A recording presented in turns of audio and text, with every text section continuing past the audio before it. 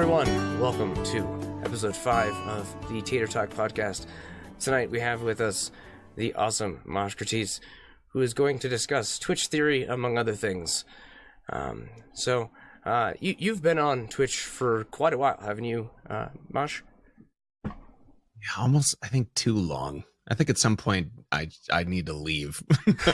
No, I actually just had my 5-year anniversary at the beginning of this month. It seems like a way shorter amount of time than that. That's awesome. So you like streaming for 5 years, right? Yeah, I started. So there's a joke on my show and in my career. I call it, whatever career for Twitch, but that any game I play dies. So the game I started out playing was called Puzzle and Dragons, this weird mobile game, and then that died. And then one of my kids was born, so I took a break. And then I came back and I played a different game called WildStar, and that died. And then I came back and played a game called Dead Cells, and that has killed itself with some recent changes. So it's 5 years of Grim Reaper murder of. Well, it's interesting. That means maybe I might have to ask you to stop playing Apex. Oh God. Just play it now while you can before they start charging like $85 for it or something. Right, it's a good game. I'm impressed. But what brought you to Twitch initially? It's funny. I work with a guy. He's a mod of my channel still. We're still really good friends. We work together at this NASA research center in Cleveland. And one day we went to lunch and we both played this game called Puzzle and Dragons, which is a mobile game. And he's like, "Hey, have you ever heard of Twitch?" And I said, "No." He said, "You should broadcast this game. We could do some how-tos or something." And then I did it like the next week. That's pretty cool. Yeah, that video is still somehow my highest viewed video ever on YouTube. It might be because it was very niche. Very niche is probably why. Yep. Because that sounds like a pretty niche game. Yeah, or it was the first day YouTube came out. Well, 5 years now. YouTube's been around way longer than 5 years. But yeah, that's so he streamed a little bit too, and we just sort of started doing it to get, just playing around on Twitch. It was just mostly that game at the time. And it's funny because during the 5-year anniversary show at the beginning of this month, I went back and took a look at some of those videos from like the first week. Man, see, think about where like the stuff that I use now to stream and the quality differences and everything I've learned since then is nuts. But it's still fun to go back there and kind of listen to that, the quality of that show and sort of where everything started. Yeah, I know that, even in the year that I've been streaming on Twitch, that I've seen a lot of changes happen. So I can only imagine how much things have changed, not only just in your equipment, but in Twitch itself over the last 5 years. Right. Yeah, and I took these kind of pockets of breaks when my children were born. Usually about 6 months in a block, I would be gone and then come back kind of sporadically. But yeah, back then it was, there's no such thing as affiliate back then. I think it might have just transitioned from Justin TV. I forget when that happened. But it might have been right around that time. Yeah, I think Justin TV days were definitely when my Twitch account was created. So I looked last night. Somebody looked it up. My account was created in 2010, but I didn't do anything with it till last year. Oh, gotcha. I wasn't even really an active viewer for most of the last 9 years. I just had an account. That's the same as me. I found myself. For many years, probably 3 years, I never watched anyone. I just did my stream. I watched a couple of friends during the WildStar time. So this is like 2 years in, then maybe I started to watch a little bit of other shows. But it wasn't until like maybe the last 2 years that I really sort of got into watching other people's shows. And not like there's a big difference between like stealing someone's idea and taking influence from the things they're doing or the influence from their creativity. So that was a big thing for me when I came back. You just hit on a huge key point there. So taking inspiration and doing something similar with your own twist is absolutely very, very different from stealing someone's intellectual property. Huge difference. Right. Yeah. And I know we just had been a big I don't know, a big talk about recently. There's that website, that Twitch emotes website, I think Yeah. it's called, where you can search for basically stolen emotes, which is a whole nother thing. But I mean, people have gotten their whole identity ripped off and like put on YouTube. It's Yeah. crazy. It's absolutely crazy. Well, and like I don't know, I have actually multiple times when browsing through just chatting seen people who have like a tiny little box of themselves in like the bottom corner, and then it's just like Amaranth is the it's like a tiny little screen of them reacting to Amaranth, and mostly what you hear and see is Amaranth. Like that's not content, bro. Right. Yeah, that's weird. I wonder where you draw the line between. Well, that's absolutely against TOS. Right. But they do allow some sort of like commentary things, like over the top. Although maybe not commentary over other streamers. Like I don't know where the line is. So I think what you're alluding to there is the like what's it called, common something usage of media content on the internet as a general rule. Twitch obviously has their terms of service that says that without the streamer's permission, you can't restream what they are streaming live. So that's different than the copyright laws. But as far as the copyright laws, they're actually in the YouTube scene. There's a big deal about going on with it now because Bitwit Kyle, who does computer stuff, made like a parody video where he's making fun of the video that The Verge made, and Vox Media put a copyright strike on his channel for it. And it was very much absolutely 100% fair use, and like the entire tech YouTube community banded together and all made their talking head videos about it, and YouTube has since reversed it, but it's very much a fine line that is potentially dangerous to walk. Yeah, I feel like is it like every other day I'm seeing on Reddit someone gets their account struck on YouTube over something silly like. I can't remember who it was recently. Some big personality was like, my whole channel's gone. Oh, was it a cooking guy? What was it? It was, damn it. Oh, it was piano music. It was one of the guys that is pretty famous for doing piano lessons. Someone struck their channel because they were playing copyright music or something on its instruction. Like it was really strange. That's weird to me also, because like if so all right, so the original song is copyrighted, right? Well, playing it, that's a cover. It's for like, that's not, in my opinion at least, covering someone else's song. That shouldn't be intellectual property. That's not intellectual property theft. That's like Beatle covers were huge in the 80s and 70s and whatnot.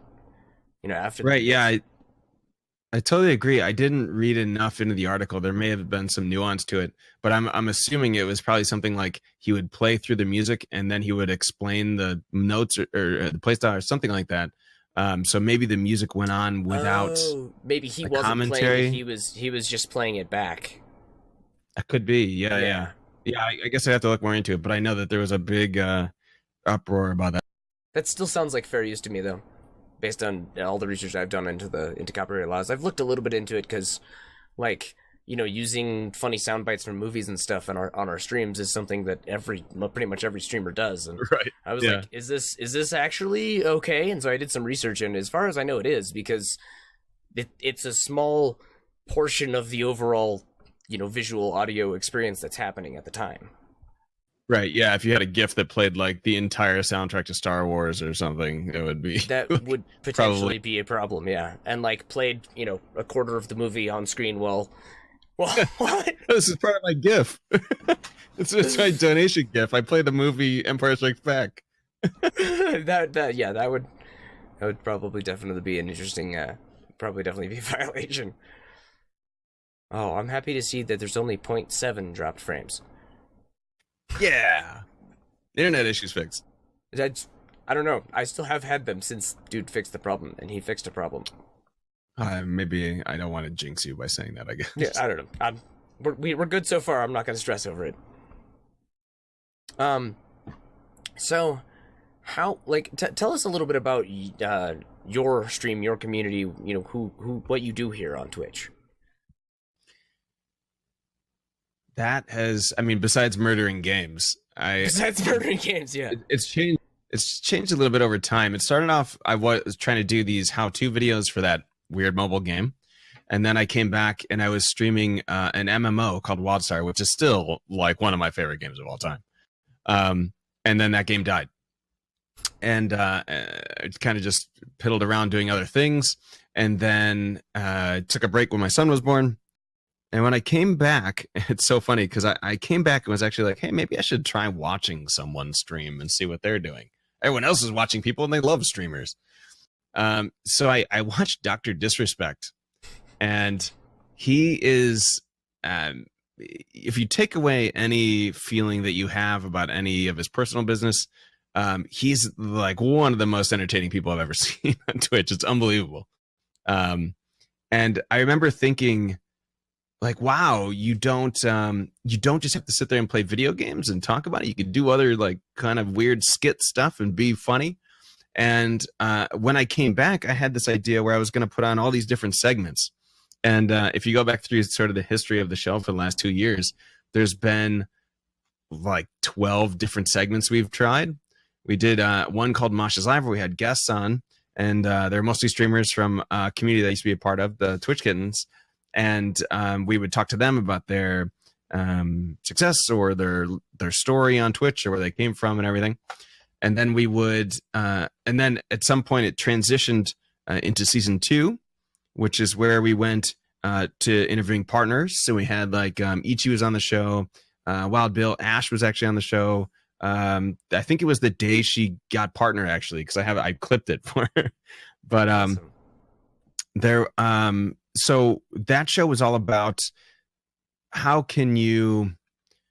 I hate using the term "how can you grow" because it seems almost like the term "grow" itself has now become so oversaturated in everything you read. Yeah, especially in the like the Twitch sphere, the word "grow" is really overused. So it was sort of like what's working for you, what's not working for you, and sort of where did you come from, and maybe what were the stories that you've had with all those different people. When I started talking to Ichi and Bill, those are the two partners that we sort of started with on the show. They sort of gave their backstory and then started to talk about what it's like in the transition from affiliate to partner and some of the misconceptions of it. And it was really an interesting conversation. And I remember because my show would only last about an hour with the guests, and then Ichi and I talked for like 6 hours on the show. It was unbelievable. But anyway, so that's that one segment, which is basically about Twitch. Now the show's actually transitioned to Twitch statistics analysis. So now we go into like Sully Gnome and Twitch Tracker and those kind of things and look at trends, not necessarily, oh, you're only at 10 viewers, you should be at 12, or anything like that. It's like we look more that we have an upward trend and there's no plateau. And if there is, let's analyze why, like those kind of mathematical type of discussions. Yeah, the broader, I almost want to say deeper, but it's broader is, I think, more an accurate term, analysis of the analytical data available. Exactly.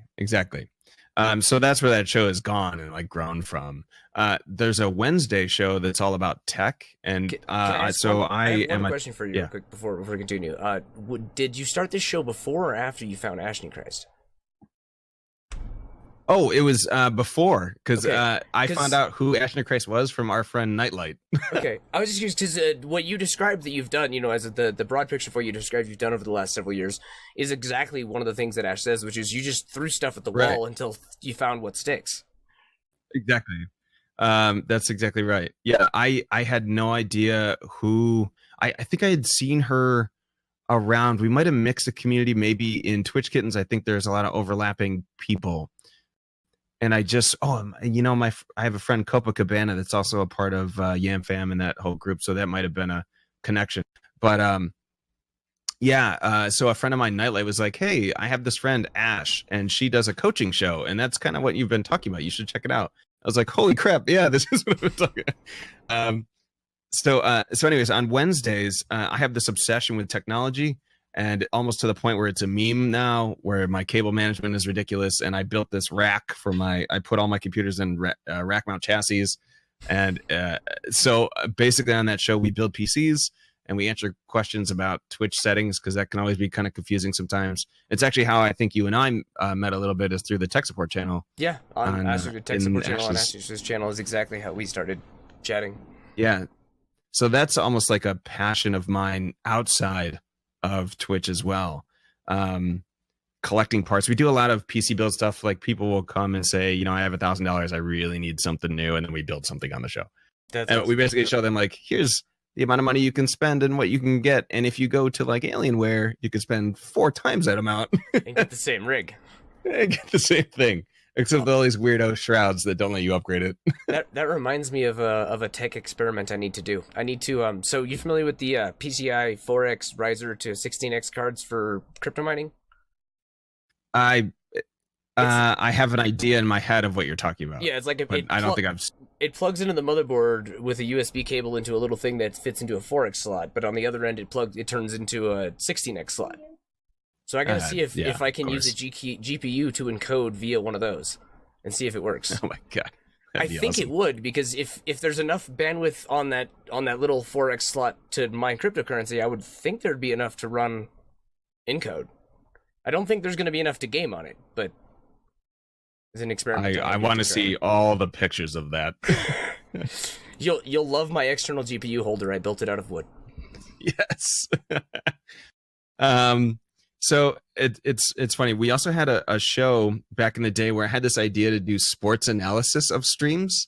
So I took the idea of like NFL broadcasters, how before the game and at halftime they stand up and they do that weird thing where they like toss the football back and forth underhand, and they're wearing suits and they look up on the board and they kind of motion to the screen and they draw. So look, this guy should have cut through this hole. So I did that for a while, but for PUBG plays of my own. It was actually a lot of fun. It was actually a lot of fun. Yeah, I had a Windows Surface and I linked it to the stream where I could draw on it and it would appear on the stream. It was a little clunky, but it was a lot of fun. Then I had a segment called Mosh's Read, and the joke is that the other shows are called Mosh's Tech and Mosh's Live, so this is Mosh's Read.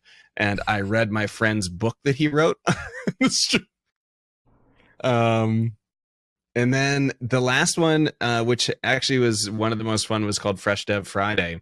And so I'm not really partnered, but associated with a university that is a game development university. And we have game students, because for the final project, they get together and they do this big group show. A group game. And they would come on the show, explain their experience at the university, what they felt about the game design industry, and then we demo their game. We check out their game. And so the idea that I had was sort of like, because Twitch is so important to the game development industry, the game industry that's like hand in hand now, can we take the game development students and get them like their first experience with the Twitch world? I mean, most of them probably watch Twitch, but you could sort of put them in the role of a marketing person that would be talking to streamers about what they'd want to demo on their game and about the industry. And at the same time, we'd be exposing them to the world, their names and their email addresses, if they agreed. Obviously, I wouldn't put up something if they didn't. Would go out and the streamers could get a hold of them maybe if they wanted to work together or something, because a lot of these guys go out into the industry. The streamers would then have a firsthand connection to the developers who are going out into the game development industry. So now, like, what if you had the guy on the show, you met the guy, you talked to him on email, or girl, and they became like the next CM of, whatever, Blizzard or whatever. Yeah, that's a terrible one now. Anything I name is terrible now. That's funny. But the idea was to sort of set up a show where it could help all these different groups of people, and it worked out really well, actually. And they are continuing to talk about new ideas for something. That's really cool. And then in between then, I play some games really terribly, mostly battle royales, because that's what I love. Yeah. It's the sportscaster thing, what you described, kind of reminds me of some of how a Twitch caster named Winter Gaming casts StarCraft games. A lot of times he does the very over the top, ridiculous explanations that the football caster type style kind of did. So Yeah, that was the idea where you could like pause and do a replay. Like, look at this grenade missed by like half an inch or something, and do a rotation. That's was my vision in my head, and then I tried to put it into practice, and it didn't work that well. But it was I suspect part of your issue there is the limitations on most battle royales in their replays.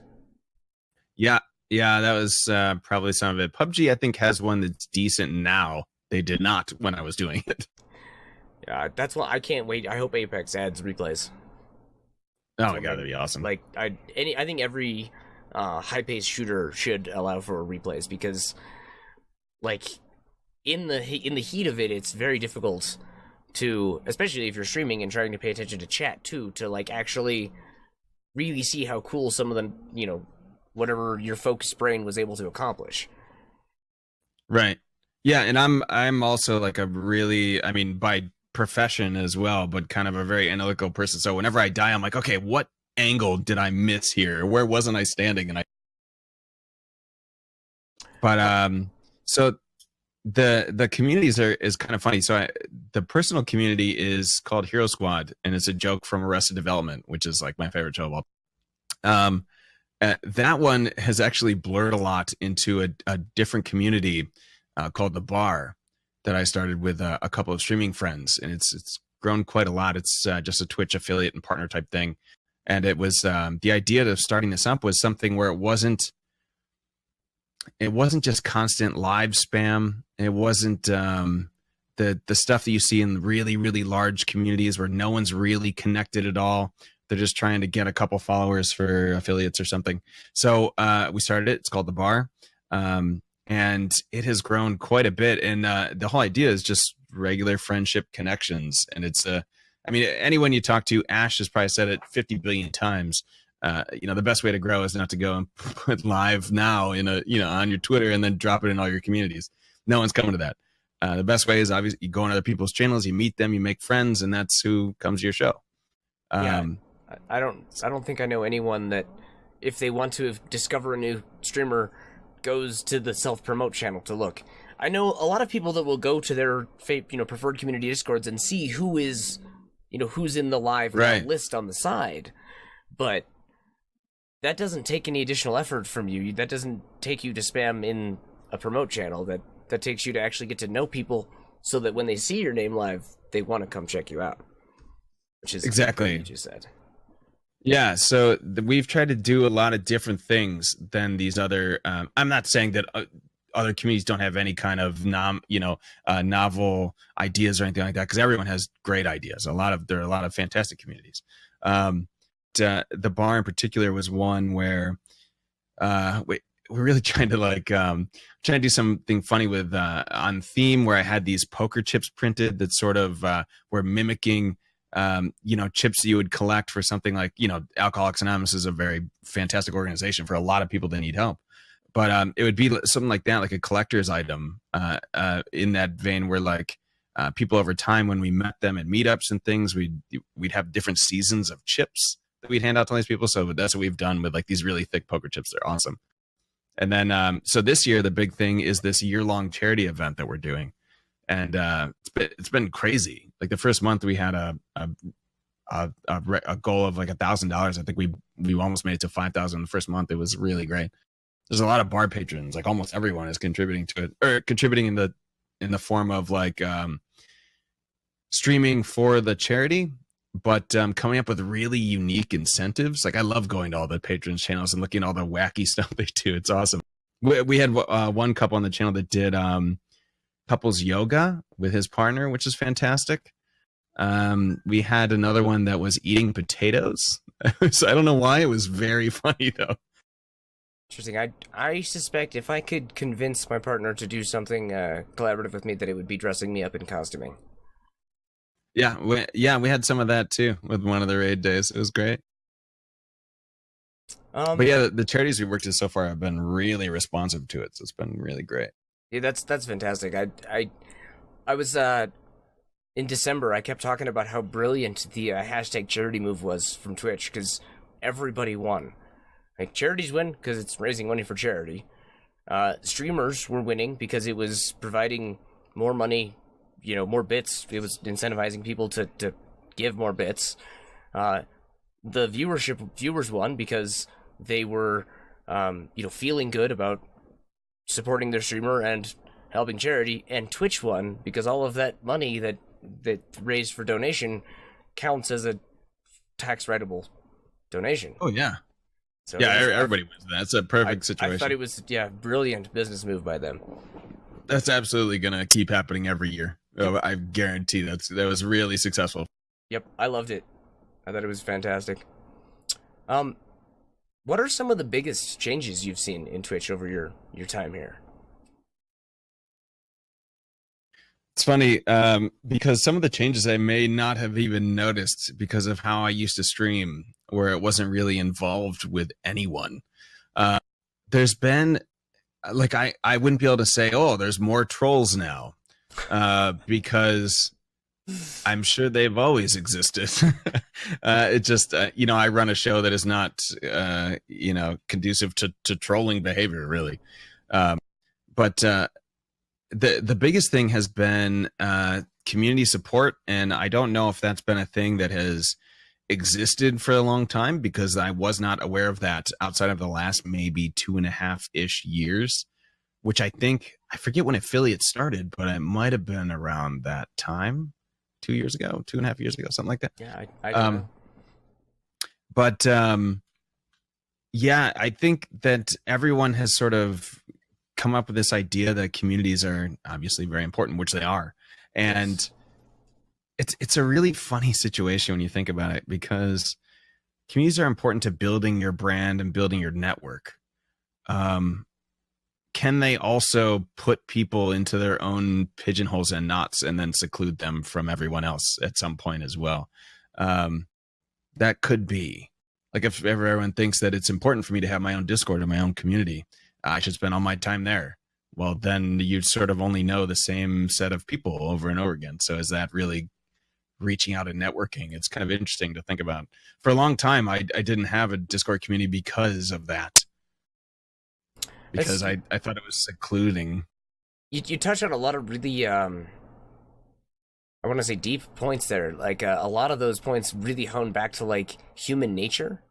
So like, communities, their community is very important. We as a species, we don't do well without social contact. If you eliminate social contact, we go insane. To a degree. Some people are better at seclusion than others, obviously, but like, it's hardwired into us to build communities. We're very tribal. But that same token, that same drive to form communities and find commonalities also forms us to niche up and only group up in people who think the same way we do, which can lead to separation and even feeling negative feelings toward a group that may be different.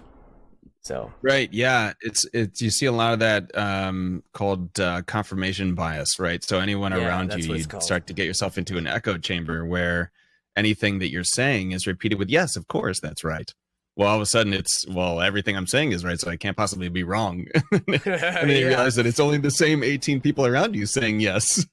But yeah, it's interesting to a point where I think that maybe my mistake of not I would say my mistake of not forming a community as soon as I started streaming a billion years ago, maybe that actually helped, because I didn't realize I sort of spent all my time getting to know people in different communities and things. And it's, I've met a lot of great friends that, we travel to see people. I just got back from traveling to meet a friend who flew over from Belgium just this past weekend, a guy that I've known for about a year.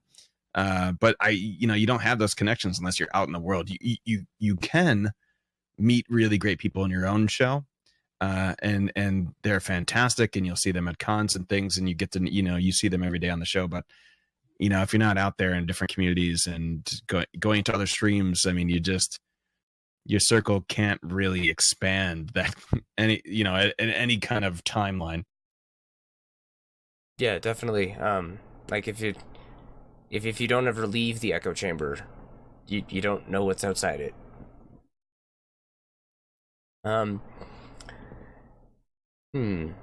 What do you think of all the recent changes Twitch has made? Because Twitch has made a lot of changes in the last 6 months.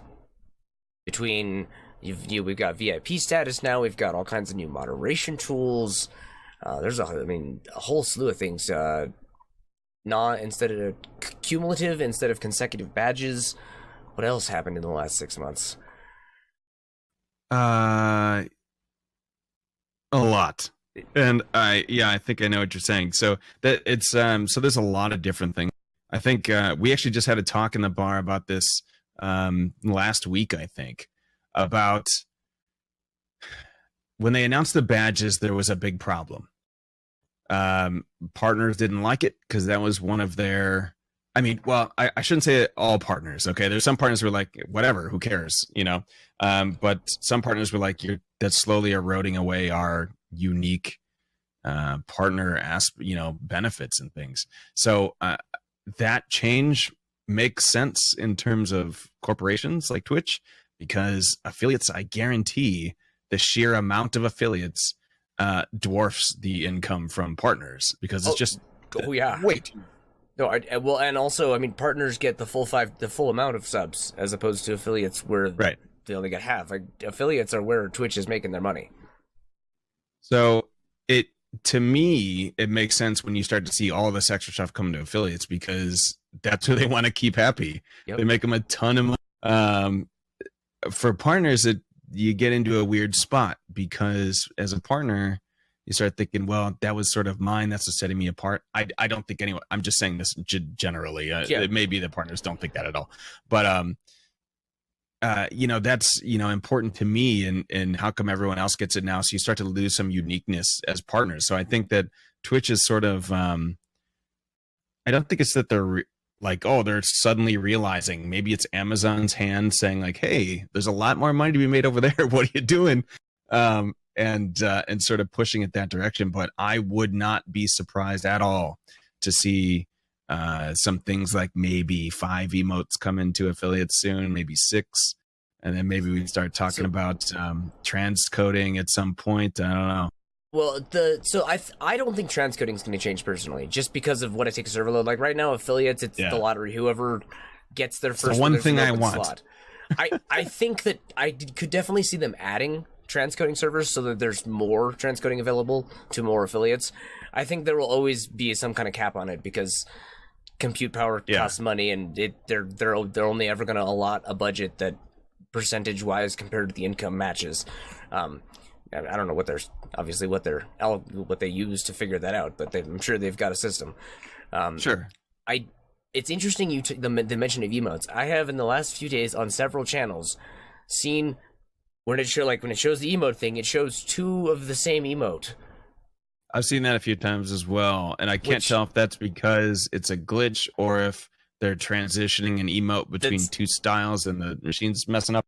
Well, this happened on Pika Punch's channel last night, and he hasn't done anything to change his emotes at all. He was like, "Does this mean we have a new emote slot?" And if they're working on sort of putting that into the backside code, it could cause glitches like that on the front side. So you might be onto something. And absolutely, I think it'd be very cool if affiliates got 1 or 2 more slots. Oh, that'd be great. Oh my God. I don't know exactly what would happen in terms of tiers. Like, would tier 1 get 2 or something? I don't really know how that would work. Maybe tier 1 gets 3. I don't know. But because partners, right, it's like 50 and then 1 and 1 for tier 2 and 3, I think. I assume that it would be probably like 3 and then 1 and 1. Right. Which would be great. Whatever. More emotes sounds great to me. But I could see that as being partners again saying like, hey, like I worked all this time on this stuff, and now they have, I don't know any sort of math behind how emotes are worked out for partners. Like if they have some kind of number of subs and they get like a fourth of that in emotes or something. I think it is based on the sub points you have. Okay. And they could implement that for affiliates too, where like if you have no sub points, you get 1 emote. If you're approaching partner status, then you would have 3. And obviously, there'd be a scale somewhere in the middle. That could make sense as a system. Right. So yeah, that's one thing I could see. And by the way, I do agree with you that I think transcoding is something that we're never going to get. I could actually see something. This would be the death of Twitch. I was thinking about this the other day. If they came out and said, you know what? we'll give you transcoding if you like. It's $25 a month as a streamer. I could see that happening, and then people having a panic fit about it. I don't know. That wouldn't affect me any. That wouldn't affect me any at all. All I want to do is stream in 4K. Yeah, I can't. Like, there's not enough internet pipe here to do that. I'm pushing it with the 1250 that I have it set to right now. Right. Yeah, but I think that I think there's some animosity about that stuff between partners and affiliates, but not many of the partners I know are really that concerned about it. So a couple of them will post something and then it's like, I don't really care. It's not really that big a deal. Because they do, most partners will also then turn around and say, hey, guess what? When you get partner, there's no dump truck that backs up to your front door with money. There's no glamorous life that happens suddenly. There's a lot more work. It's a lot more work, yep. That's it. When Wild Bill was on the show many moons ago, he said that the best thing he learned, or his biggest lessons learned from getting partner, was that it's not that when you reach it, it's not like you all of a sudden are given all the stuff. It's that you get access to like 2 more doors. Where your affiliate, you get access to 1 door. Partners maybe get access to 3, 4, 5 doors, and that's it. You still are the one that has to go through the door and make all the effort. Yeah. So it just becomes more work. I mean, we, Ash went through the same thing where she sort of overloaded herself when she got a partner. It's so much stuff to do. It becomes a nightmare. Absolutely. And I also don't, I think most partners are probably not too worried about it, because I think most partners are smart enough that bits and subs are not their primary revenue stream. At this point, they have Patreons and whatever else business model that they've built that, a lot of them have a lot of other revenue streams. YouTube, a lot of times, is a big revenue stream for a lot of them. But I think most partners are smart enough to not put all their eggs into the Twitch basket. Which is great. I mean, I've actually said that several times on the show. We talked about revenue around tax time. I did a show where it was sort of breaking down how to do your taxes as a streamer, but also about revenue and about not relying on any of this as something that lasts for a long time. I have had partner friends of mine have nightmare situations where they get, the 900 gift subs, and then 2 days later it's charged back, and it's like, okay, great. I thought that was rent, or something like rent. Yeah, that's right. So it's that's why I've always said is the only money that you can ever count on is like stability. It doesn't matter if you have 1,000 subs, especially gift subs. I mean, the re-up of a gift sub is like 10% or something, or less than that. It's just so it's. You might get a big paycheck one month, but to expect that the next month is absurd. To expect any kind of paycheck the next month is absurd. And so that's why I've always said that the only money you can ever count on is doing a deal, doing a partnership with a brand or something where they'll sign a piece of paper that says we're going to pay you $500 a month to promote the product for this amount of time. And that's in writing. That's it. That's the only thing you have. If you have a contract, that I would say I could count on a contract. Even then, though, people will, companies don't always hold up contracts. Even then, I wouldn't put it all in one spot, because what happens if that company goes under and they decide to screw you over? It can happen. It has happened to people. Toys R Us. God. Toys R Us? What? I'm just kidding. They're actually coming back, actually. My wife told me Toys R Us is coming back. Along with someone else. I didn't know Toys R Us. Oh, is that a streamer? Is that the name? Is that the name? We're talking about the toy company, right? Yeah, the store. They went out of business. I didn't know they went out of business. Yeah, they closed all their stores, and then I just heard, I forget when, maybe 2 weeks ago, that they're coming back. Someone bought them, and now they're coming back. I missed that. That shows that I'm not paying enough attention to the worldly news. Well, I have 2 children, and I buy a lot of toys. Maybe that's why. I have 2 children too, but we don't buy toys at Toys R Us, because I don't. We have one like across the street. Most of our stuff is from Amazon, I guess, which is probably where a majority of people shop these days. Yeah, although I mean, I'm not in the upper income brackets, as it were. So I generally try to go to thrift stores and bargain shop as much as I can. It's the best idea. You're wasting money on anything other than that. Toys R Us Online says somebody in chat. But that's yeah. Those are definitely what are your thoughts on the change to sub badges? Sub badges, where like affiliates got them. Well, Is no, that what you mean? it's the recent change, so that instead of The streak. That's what you're talking about. The streak. instead of you only accumulating like a 3-month badge or a 6-month badge, if you do it consecutive, that it's now cumulative, so that if you've been sub for a total of Right. You know what? I really like that, but that's a personal thing because I have. Oh, you know what it was? It's the Amazon one. So I have a friend named Kitty who I sub to, and I had some streak with her, and then 1 month, I'm not sure why, I used the free sub on her from Amazon Prime, and then I didn't even think about it, and then it lapsed after that because that thing doesn't re-up, which is so irritating. But I do like the fact that I can go back and say, yeah, I've been sub for this X amount of time, but I did kind of like that it was a call out for people that were subbed for, consecutively. That's pretty that's a big achievement. 12 months versus maybe 12 in a row is a big deal. I guess it's the same amount. Maybe it's irrelevant. I guess I don't know how I feel about it. I don't know how I feel about it. like I for one really liked it because, like, for example, right now my sub to Ashney lapsed just because I don't have the money in my PayPal account right now. Right. But it when I get it back, I'll still have my gold DM. Right. Yeah. And Yeah. so that's awesome. I like that fact. I like the fact perfect. that I don't have to start back over because I'd lose my golden yam. Right. And actually, now that I think about it, I think that one of my friends had the same thing happen to him. He came back and he had the platinum one, which is the year, and he said that one of his months would lapse or something like that. Yeah. So I guess I've seen that in practice. I guess I do. Final answer. I'm for it. You're on the fence about VIP, which I like. I feel like they should have give partners more VIP badges than they did. I'm a fan. They get more? They have more than affiliates, but okay, not enough more considering how many people most partners would want to be able to recognize.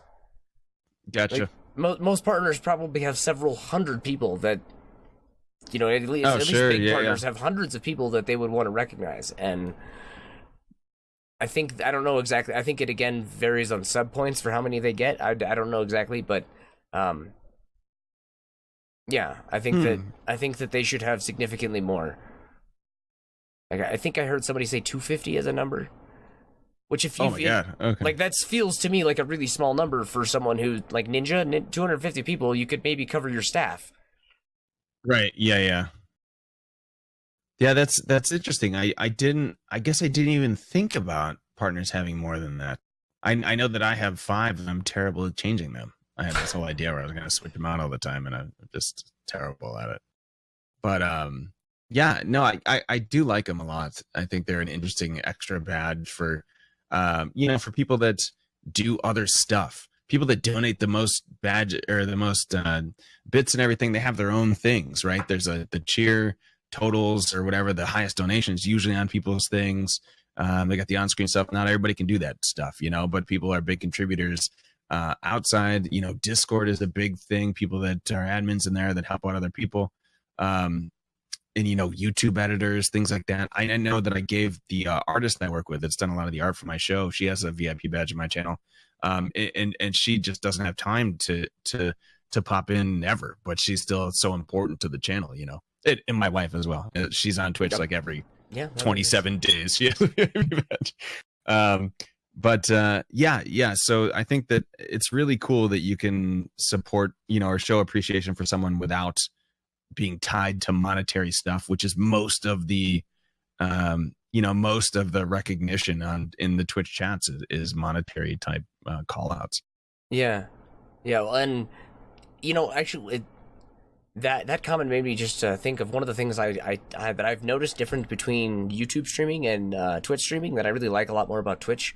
On YouTube, most of the streamers there only call out paid comments. They only call out the super chats, as opposed to on Twitch where most streamers, I would say, call out as much of the chat as they catch or feel is relevant to whatever conversation is Right. happening at hand.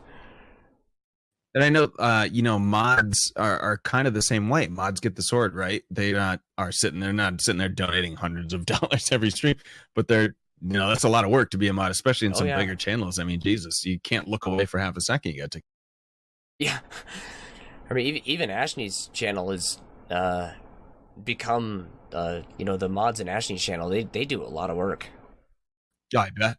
I know some. I have a couple of friends that are, I think, right about the same. I don't know numbers or anything like that, but it looks like when I watch Ashton and them on my follower board, it looks like they're right around the same amount. But I know that in this friend's particular stream, the mods are like on overdrive. There's got to be like 6 or 7 mods in there at all times to handle a lot of trolling that happens and all that kind of stuff. Yeah. And the amount of trolls you get, I think, is a lot of times depending. Earlier in the beginning of the interview, you mentioned you can't say there's more trolls than there used to be. There probably are more trolls now because there's more overall users. Yeah. It's this huge platform now that's got crazy. I mean, was it like 4 billion or something last year in revenue or something like that for Twitch? I don't know statistics. That sounds like a reasonably realistic number. I know that based on like my quick mental math, I know Twitch is making money. Yeah. I mean, Amazon wouldn't make an acquisition without it, right? Yeah, no, they wouldn't. Bezos knows what he's doing when he buys something big.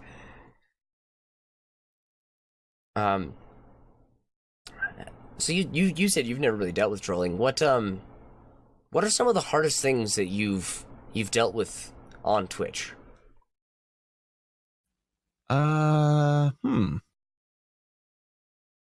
It's funny. I have a friend named Jamorian who's also a member of Yam Fam. I know Jim, and yeah, he's a partner streamer, a really good guy. I love Jim. Awesome. I met him in Twitch Kittens. He's an admin of Twitch Kittens. He was in a spotlight streamer position where he was giving some advice to all the members of Twitch Kittens, and he said one thing that I repeated all the time. That was basically, people will come in and troll all the time, and you have to sort of decide how you deal with it. You can kick them or time them out or ban them or whatever. And I remember him saying that his sort of go-to method is not to do any of those, but to sort of talk to them and sort of figure out what they're doing, why, and it's not something that he stops the show for. He doesn't just quit what he's doing and only focus on this one thing. It's just like, hey man, you can stick around if you want, or that's a funny joke, or you can come play with us if you like. And he was saying that he has seen a huge return on that sort of time investment, or that whatever you call it, mental investment, where he sort of reaches out to the person and they become viewers, and some of them have become friends and followers of his show. And that's sort of the approach that I've taken on my show, where I remember we were talking about ban lists, and a lot of the people in the bar, I mean, their ban list is like dozens and hundreds of people banned from their channel. I'm like, I think I banned 3 people in 5 years. and it could be, that could be a note to the size of the show, or the style of game that I play, or unfortunately, my gender has something to do with it. With when you look at just sheer numbers between some of the streamers in our group. Yeah, I've never banned someone outright for trolling. It's always sort of started with, hey, what's up, man? That was all right. You can stick around if you want, or I can just time you out. And then you can choose to sit there, do nothing for 5 minutes, but you're still watching. So that's very similar to the method that I've adopted for dealing with trolls, which I adopted by watching a member of the AmFam stream. Which is when somebody says something, that's not, of taste to the channel, or offensive, or whatever, trolly in whatever way it is. Just, yeah, well, everybody can have one crappy comment. Consider that yours. How are you? And it really does seem to work well.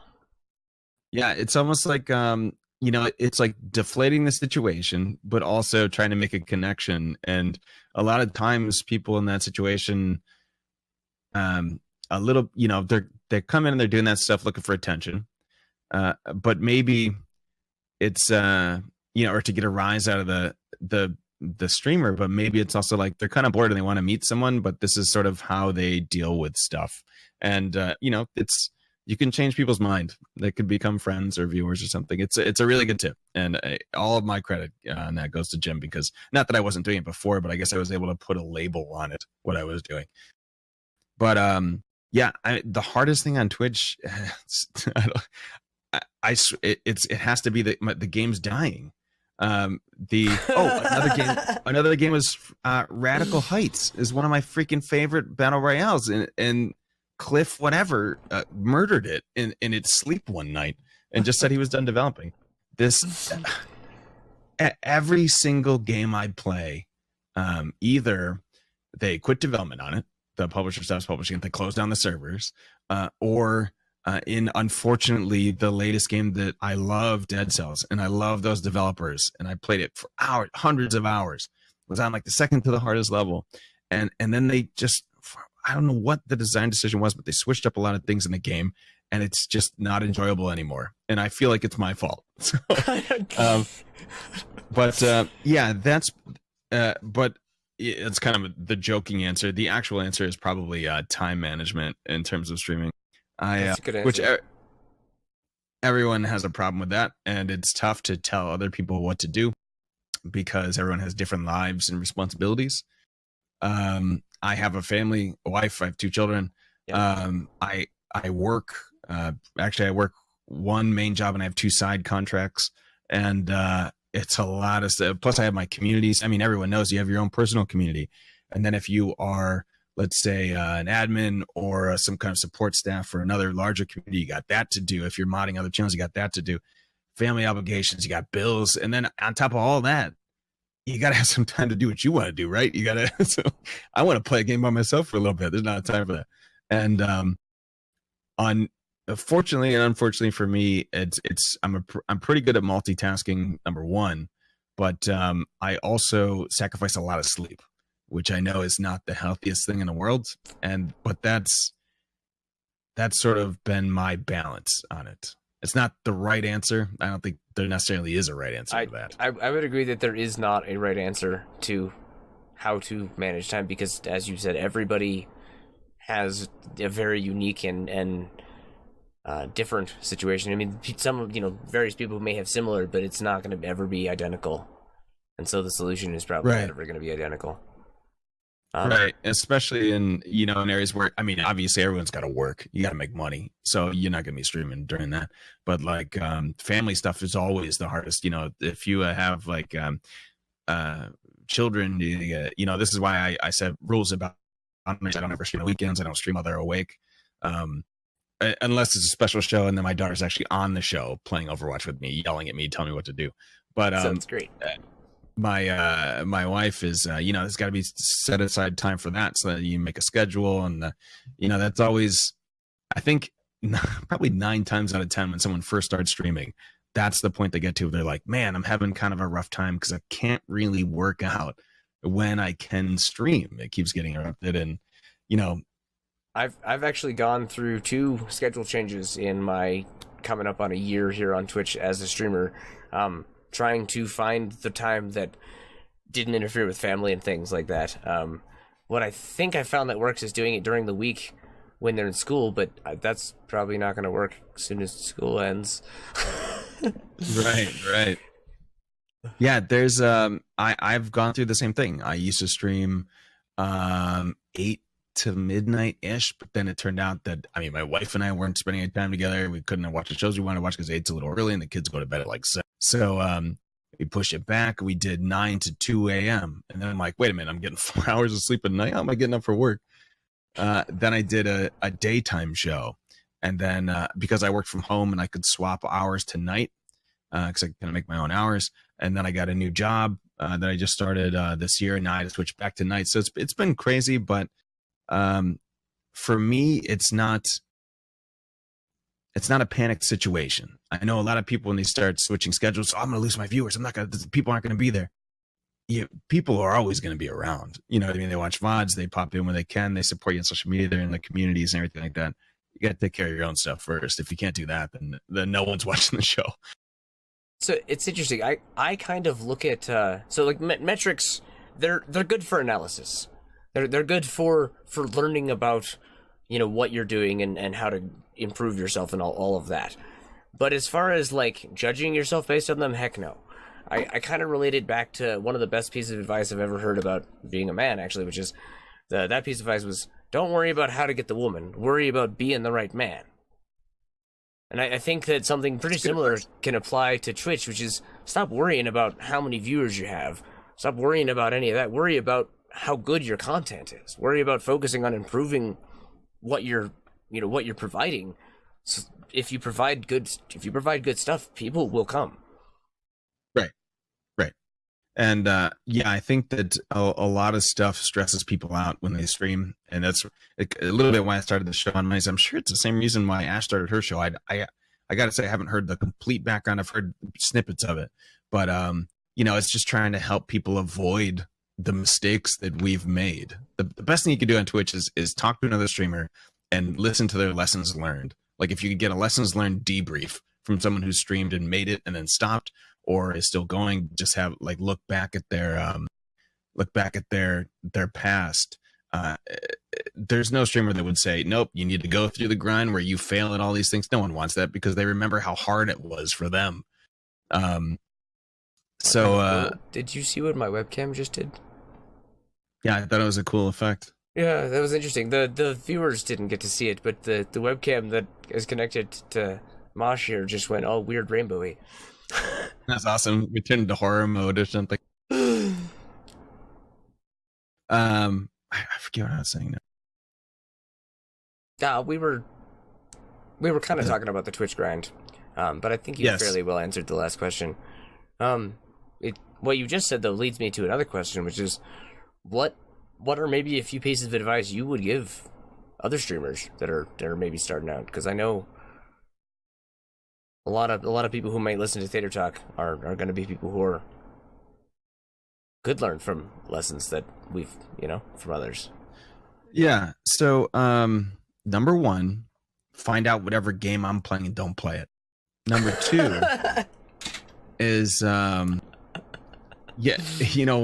thing that I sort of realized, and actually this applies to a lot of life, is not to take yourself too seriously. There's a lot of people that will have, I was a mod in Twitch Kittens for a long time, and I run a community called The Bar. I run my own community. I've been streaming for so long. I've known so many people that have started streaming and then stopped, gotten frustrated, quit.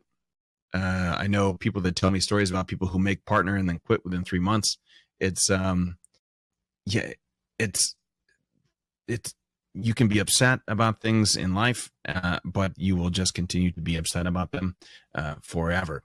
It's up to you to not be upset about it, and to sort of to realize that some people are not the greatest people in life, and that's how it goes. Like, you can still live your life without that. So not taking yourself too seriously sort of applies to, I don't stream with my viewer con on. I've never done that. I know people that do stream with it on, and that's their thing, and that's totally fine. But it's an issue when all of a sudden it's, oh my God, I only have 4 viewers right now. What am I gonna do? You got to be having fun with what you're doing. If you're taking yourself so seriously, where it's, I have to be the doc today. Today is when I'm the doc. Today. Just never. Yeah, it's ridiculous. Have fun with your life. If you don't meet an achievement, or if you don't hit that affiliate status within a month of streaming, who cares? I streamed without affiliate for 3 years because affiliates didn't exist then. But still, it took a long time with no expectation of income or anything from it, which goes into my second biggest tip is, please don't ever rely on the money you get from Twitch to support your life. And that goes probably for big streamers too. I think at some point when you're like Summit, you can probably get away with some average cost of living coming from that. But even guys like Summit and Ninja and stuff, like, I really suspect that they've taken the money from Twitch, from subs. What they've taken that money, put it in an investment vehicle, and they're living off the investment vehicle, not off. Because I'm sure those guys are smart. You would hope, or they have money managers that could do that for them. Exactly, or they paid someone else who's smart to do it. Yeah, exactly. Right. But yeah, there's a lot of people that fall into the pitfall of, well, I can expect this amount of money next month, so then I can do this, or I can quit my job. I've known a lot of people that have quit their job very prematurely and had to then scramble to go back. And it's been not great.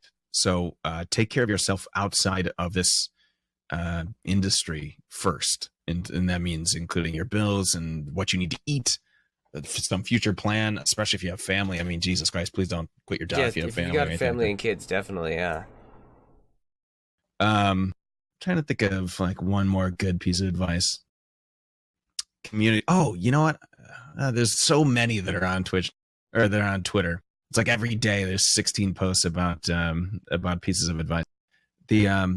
But communities are pretty important, and but I think it's important for you as a single person and you deciding to start to stream that you decide when it's right and what the balance is to contribute between your community and other communities and how much time you can spend on other people's streams. There's no reason to go put yourself out. Oh, I got to stay awake. I got to, call off work. I got to watch people during, shift change or something because they're then not going to support me. I mean, that kind of talk is madness. That boils back to the concept of whatever you're doing, don't do it with expectations of things in return. Be that gifting altruism is not altruism. Yeah, yeah. Fake altruism is not altruism. Exactly. Right. Yeah. You're not doing something nice. You're expecting something. There's a big difference. There's a huge difference. But and in that vein, we've seen a lot of people tweeting and getting frustrated lately. I mean, a couple of months.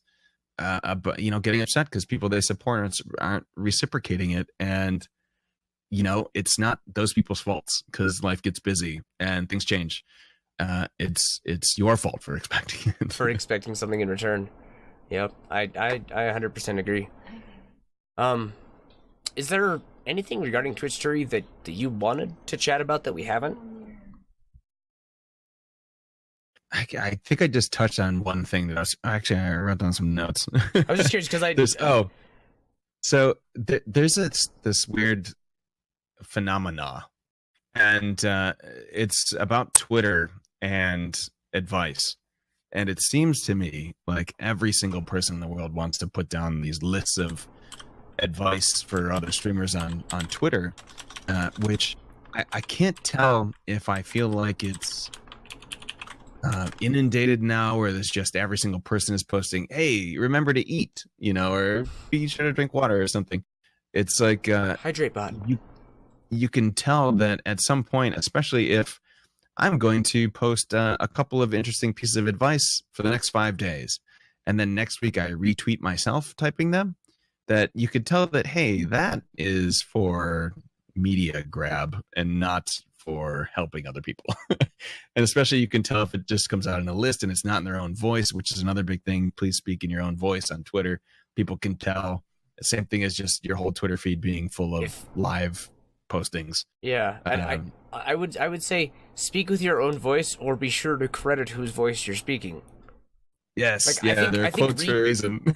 I think retweeting people, like seeing somebody's post something that you resonate heavily with and retweeting it, that's great.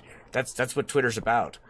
But I would agree with you that the like highlight copy pasta, this is now mine, except it's not, that is happening is a problem. I would agree. Oh my God, the worst one, I can't believe I forgot it, was we saw it a few months ago. All of a sudden, every single person in the world did it. I don't know what, people lost their minds for a week. Was hey guys, I'm looking for some new streamers to follow. Please post below here all the different streamers you want to see. Like, oh my God, are you kidding me? It was Follower Friday. That's the whole thing you're talking about, right? Yeah. It's so crazy. Like there's so many more interesting ways to do something like that. You know what I mean? Like just go through your Twitch list and go pop into their channel. Like, go through your Twitter feed and go look at who's streaming or whatever. Just click on someone random and go visit them. Yeah. There's those type of things. If you, I don't even think you need to be around for that long, but if you've been around for any amount of time, you can tell what is a genuine voice and what's a genuine post. And especially even in terms of advice and things, what's a genuine posting of advice, because it'll be in the author's own voice and it won't sound like some robot is spitting it out at you. that whole aspect of Twitch, seemingly to me, and it may be like the circle of people that I'm in are maybe feeding off each other or something.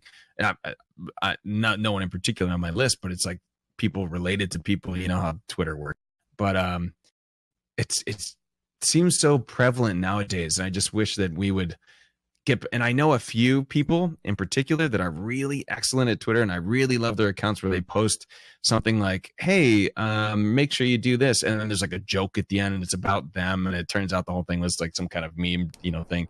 But that sort of, or asking questions that are meaningful questions, like, hey, I'm having a really hard time with something this week. What have you guys done to like combat this stuff? And then it's kind of in their voice, because then they're responding to the comments back to them, not just eating up all the likes and retweets. Having actual conversations.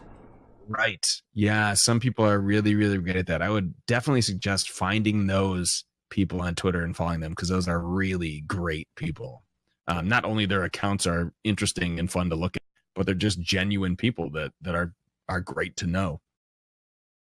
Definitely. That has been crazy to me lately. I don't know what is happening with that. It's like it's not just you. I mean, it's not just your Twitter sphere, whatever social circle. It's definitely not an echo chamber that's super small, because I've seen that as well, and we share a few friends, but not that many, not enough that if it was an isolated incident, I wouldn't be seeing it too, and I definitely see it. The other there's one more thing. There's a friend mentioned it to me. She said the word to me. She's like, last week, she's like, I'm getting real frustrated with this cancel culture. And I had never heard that phrase in my life. Yeah, I'm cancel culture. What is that? I was like, what is that? Is that the toxicity about guilting people for canceling their subscriptions? No, that's really funny though. Is that a thing? That's a thing that I've seen happen lately. There have been a few, like, not huge, but like maybe Ashley size or bigger streamers that, like, after the holidays or whatever, or during the holidays or whatever, when their subs fill off, put it out tweets that are like, what the heck, guys, why didn't you resub? Or streamers directly messaging viewers asking them why they didn't resub. Like, yeah, yikes. Yeah, yikes. But anyway, continue with whatever this what was it one more time? Cancellation culture? Yeah, cancel culture. I'm not sure if this is the right term for it, but this is how she was describing it. It's interesting because it's a really fine line, and I've been thinking about it a lot this week. So it's basically when someone has an opinion of someone else's mistake. So we are in the entertainment sort of business, as it were, and people make mistakes. And when you make mistakes on the internet, they don't go away. They don't go anywhere. Not like something that you rear end someone and that can be fixed at a tire shop or whatever, at an auto repair shop. Making mistakes on YouTube or Twitch, that lasts forever. We know some very, very famous personalities that made some very famous mistakes that have done apology videos and things like that for them. They've done everything they can to fix their PR, and it's still blemished. So the interesting thing about it, and this sort of is a couple different ways, and this is what I've been thinking, because it actually applies to politics as well, and I think there's a really big correlation between politics and this in the Twitter world, or in the Twitch world. If you, let's say, make a mistake, say the wrong thing, say something that is obviously not you, whether it be out of frustration or whatever it is, and I think actually, I love Ash, you love Ash, everyone, that's I have no ill heart for Ash, but she said something to someone recently on Twitter, and there was a whole big thing about it. It was ridiculous. But then it's like, I had to put out a big apology about it. Yeah, you make one small mistake that affects your history, your path forward, your future. It's the cancel culture that she was describing is basically someone makes one mistake and their life is over. Your accounts are canceled. Your future is gone. You have no chance to continue to do this job anymore. That's it for one mistake. And I know that Deadmau5 recently had an issue with that was pretty public, and he was kind of tossed and banned. I think I'm not actually sure what eventually came of that. the doc had some kind of personal mistake that happened recently that was pretty public, and he went through a whole bunch of crap for that. And speaking of cancellation, I think most of his sponsorships canceled right at that day. When you look at it in terms of politics, look what happened to those. Was it the Virginia governor who, when he was younger, someone took a picture of him in blackface, or maybe in the KKK robe? I think it was that they couldn't tell who it was, but it doesn't matter at that point. But like, does that automatically negate anything you have done or will ever do for one mistake? It's kind of an interesting question. Like, it depends on the severity of the mistake, right? So you could say, I don't know anything about the timeline of that guy's yearbook photo. I think it was when he was dressed as a KKK guy. I think was one of them, and the other one was blackface. I can't remember. But was the time period at that time, was that an acceptable joke? And if times have changed to where it is no longer an acceptable joke, should you be punished for it now? I've been thinking about it for like a week. It's crazy. That's a huge question in the information era. That is a huge question because, as you said, like if especially people who are trying to do personal branding or whatever on Twitch and in social spheres, if one mistake and it never goes away, I think you're absolutely right that it depends on whether right society should forgive them. There's a lot of factors that play into that. How severe the transgression was, how they reacted afterwards. I am one for forgiveness. I think that if somebody makes a mistake and they immediately and sincerely, the key being there actually the being altruistic about it, say, hey, I made this mistake, I think that we should forgive them. The forgiveness doesn't always happen though, and that is an interesting point. Which was sort of what my friend was getting at, by basically saying that if you were to make a mistake in Twitch or on Twitter, and all of a sudden there was a huge uproar against you on Twitter, and it becomes overwhelming where you can't escape it. It's like you're being drowned by 1,000 people stepping on your head, when maybe that situation wasn't exactly how it looked, but that's how the public took it, and now your life is over. There's nothing left. I mean, that's a harsh exaggeration to say your life is over when we're talking about your maybe career Switch, as a social figure might be over. Right. And you're on the internet. That's not going away. So it's like, how many times can you then apologize for something like that? It's a weird phenomenon, I think, that exists like you said, in the internet era, where this stuff is, first of all, social media is instantaneous. So there's as soon as the word is out, it's a million people. So you can't escape it. It ends up shaping your whole life, even though it might be something minor. It might be something like, I'm not sure. I don't want to speak unintelligently about the dead mouse situation because I don't remember exactly what it was, but that might have been something out of rage, or something just small and short. What was the name of the guy that got banned and then unbanned for like beating up his wife or his girlfriend or something on Twitch? I forget his name, but the Australian guy. And I, for one, personally, after having many times analyzed the full version of that video, I sided with the guy. Because he was sitting there trying to do his Twitch thing, and his wife comes in and is clearly throwing things at him and, harassing him verbally. And the entire time he said, please leave me alone, stop. He's saying things of de-escalation. And she, there are several times where you can literally see she's thrown like a piece of cardboard or something at him and his computer setup. And I think that whether or not, it doesn't matter necessarily what I think about the situation, what you think about the situation, what anybody thinks about the situation. Oh yeah, everyone has their own opinion, but it's crazy to me that, let's say that it turns out that's what happened, and I haven't watched the full length video at all, but she was hitting him or threatening him or something like that, and that's what happened. The clip turns out that it was just him beating her up. Well, yeah, so then he didn't react. The floodgates open, right? So the floodgates open. That moment gets caught. Yeah, right. It's context, and that stuff happens all the time. I mean, stuff gets clipped. Look at here's another one I thought of. speaking of politics again, there was a presidential candidate named Howard Dean, and this guy was running for president.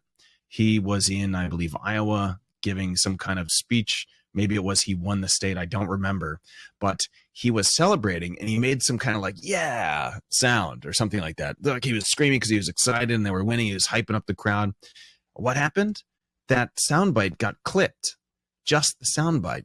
And then it got repeated ad nauseum in the media to the point where he lost the election because of that. So he's celebrating this huge momentum swing, and then they can clip it, only play that constantly over and over and over again. That's all people know, and then he's done. And it was just that same thing exists in Twitch and on Twitter, and it's in every form of media. There's one of my favorite alternative news source guys made a video one time where he talks about Japan, talks about perspective and like framing of with a camera and stuff. And the video is this Japan? And it's just him holding the camera with various different backgrounds, asking the question, is this Japan? And you know, you get to see 1,000 different, whatever, maybe not 1,000, but in every single one, it portrays a very different picture of Japan. Some of them being boring, some of them being of a city, some of them being of this beautiful, and so it's context is important. And in the information age, as you said, with clipping and taking everything, the context gets totally lost. Right. And so going back to the person who mentioned it to me, she was basically saying that it has caused her to stop interacting with people on Twitter for fear of that, to where because she knows she's the community manager for a very large Twitch community. She knows tons of sponsorships and partners, and she works with businesses and things. And she's basically saying that, like, if I were to comment on a situation that was even remotely flammable, that it could spark into something or give somebody a reaction in one way or the other, if she reacts the wrong way and a community starts to steamroller, then she's eliminated herself from any kind of goal that she might want to have. And it's terrible to think like that, but that's how it exists. It's a thing. It is. It's but that also goes to, I think, a lot again back to politics, why some politicians they'll never commit to a stance, because I don't want that clip to be me saying, I did this bad thing, and that's all they clip over and over again when he's just taking, like, anyways. It was a really interesting thought. I've been thinking about it for like a week, and I don't think there's any good answer for it. Unfortunately, don't say anything. Yes and no, but then you lose the authenticity factor that is appealing to why and how, that the authenticity is how we build a community. So I think so then it's like a weird risk versus reward. It's a balance. You got to find the right balance. It's a balance. It's definitely, I think, a balancing act. I think we're getting toward the end here. Is there anyone in chat that has any questions? If there is, please ask them now, and we'll get them answered. This has been awesome. I agree. This has been a very good interview. I think I'd like to talk tech with you sometime, man. I think me and you, definitely I like the idea I'll move this chair to the side. We'll bring the rack in. I think that me, you, and Lucid could have a really interesting roundtable discussion about technology and computers and things. Yeah, that'd be great. I know I've done several shows about specifically on streaming technology, because that's what we all want to know, is what's the good thing to buy, what makes sense cost effectively, because there's a lot of stuff out there that is horridly expensive. That's an interesting question. I don't know that we have an answer to that. Either of us have any clue of an answer to that question. I was asking about a DARPA experiment, which flashing headlights, gang emission. Could be, could not be. I have no idea, man. What DARPA does is a mystery. Until they don't want it to be. And then they'll just throw money at it to make it not that. Don't worry about it. Pretty much. Okay. Well, can let's have you tell everybody where they can find you. Yeah. Twitch.tv/Moshcrates is the place. There's a lot of cool communities, and you can find out a lot of this stuff on Twitter. But if you look on Twitter at that name, you can find a community called The Bar that I would be remiss to not mention. It's there's a lot of great communities. Ash's community is one of the best. The Bar is a great community. There's a lot of other good ones. Check that out too. Awesome. And I'm Orkin. I can be found on Twitch TV Orkin, which is where we're recording this now, and Orkin43 on Twitter. I unfortunately can't get Orkin on any other platform because there's a big old bug killing company with that. Ah, the bug company. Yes, of course. At this point, though, I've been Orkin for 20 years, so we can share the name. Thank you very much for joining us on Tater Talk today, Moshcrates. Yeah, man. Thanks for the chat. An awesome conversation.